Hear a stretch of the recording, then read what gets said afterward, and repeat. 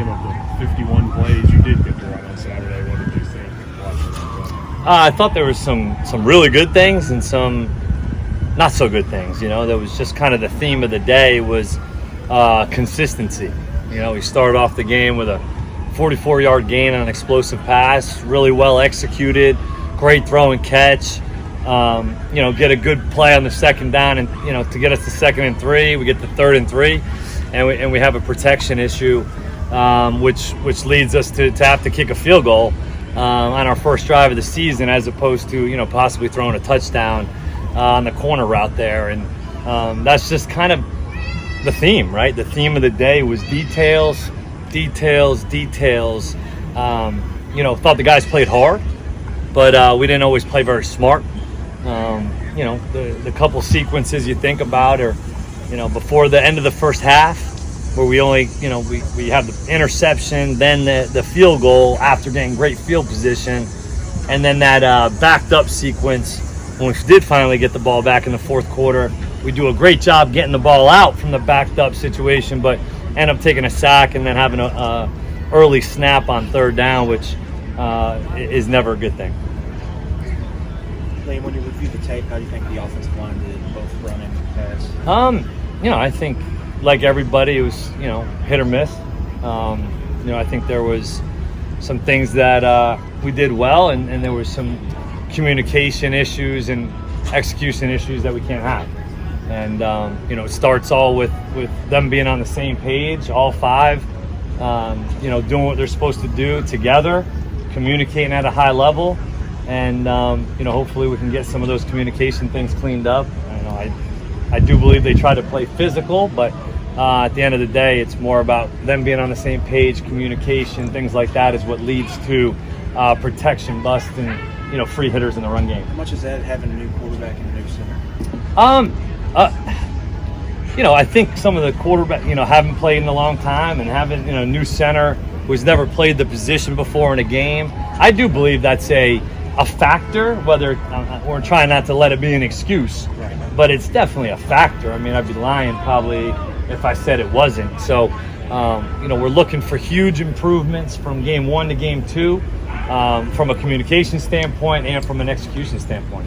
Devin really kind of got thrown in there on that first drive. I mean, it was all pass plays. Obviously, the first one was big. Did that help him get in a rhythm? I know he missed some throws throughout the game, but did that help? I thought that's what I was kind of trying to do early on, was just get him in, some completions early. And, I think he started the game well, and then we ended up kind of having some inerrant, throws throughout the course of the first half, which just led to some issues. And so you look at him at the halftime, he's 8 of 20, and then he ends up going 10 for 11 in the second half, and doing some good things. He first time playing in a long time, and he's a G. He'll respond.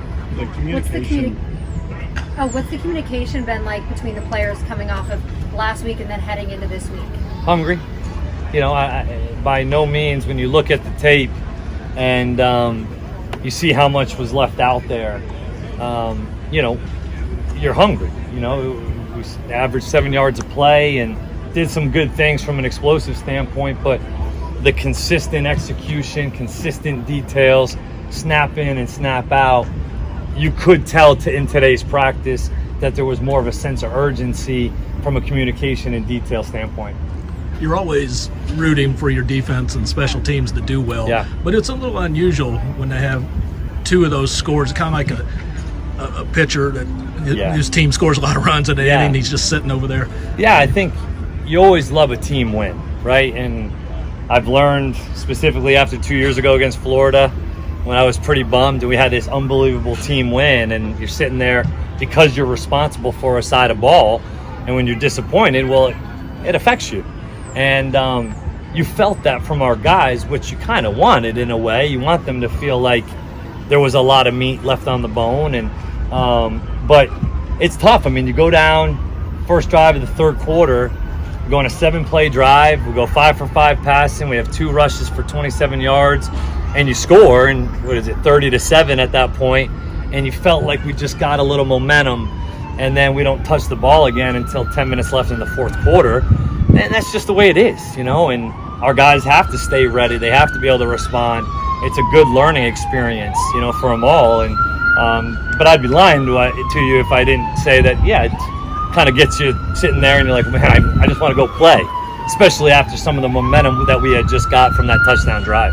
Liam, the communication, the operation issues, did those show up in the scrimmages, or is that the environment's different when you're playing a road? Yeah, I mean, I think we had a lot of guys just a little amped up, right? I mean, just running routes short, throwing the ball fast, snapping the ball too quick. There was just a lot of little angst, and the good thing is it's correctable. I don't think any of us watched the film and just said, man, we couldn't move the ball, or we had nobody to throw to, or nobody to run here. I think there's some positives to take away from that, but I think it was just a little bit of some young guys, some guys that hadn't played in a long time, just a little anxious to go play and make plays, and some of it had showed up in some scrimmages, but probably not to the entirety that it did. You gave a 66 on Saturday, but Stoop said that's not what he thinks they're going to be. No. What do you see out of their defense? Yeah, 66 excite you? Yeah, I mean they're multiple. They're multiple front. They a lot like our defense. It's a similar overall philosophy in some ways, where they play odd. They'll stem to even. They'll stem to over. They mix it up in the back end from a coverage standpoint.